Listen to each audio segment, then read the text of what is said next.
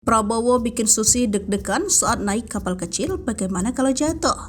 Terlihat sumringah dalam jepretan kamera ketika bersama Prabowo Subianto. Siapa sangka Susi Pujiastuti memendam rasa kekhawatiran teramat sangat dalam hatinya. Saat itu keduanya berada dalam satu kapal yang sama sedang keliling laut di pantai Pangandaran, Jawa Barat, Rabu 11 Oktober 2023. Keduanya menginisiasi kegiatan bersih-bersih pantai dan bagi-bagi kapal di nelayan. Di sela-sela kegiatannya, Prabowo mengajukan permintaan yang membuat mantan Menteri Kelautan dan Perikanan itu terkejut. Surprise, Pak Prabowo minta naik kapal dan keliling sampai ke cagar alam, tulis Susi melalui unggahan Instagram. Bu Susi, panggilan akrabnya, mengaku sempat deg-degan naik kapal bersama Prabowo menggunakan kapal kecil.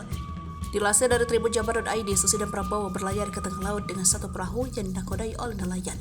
Mereka juga diikuti oleh perahu nelayan lainnya yang ditumpangi sejumlah warga dan pelajar Pangandaran. Setelah berlayar, tak lama mereka memutar lagi dan kembali ke lokasi titik acara di sekitar PPI Cikidang, Pangandaran yang ada di pantai timur.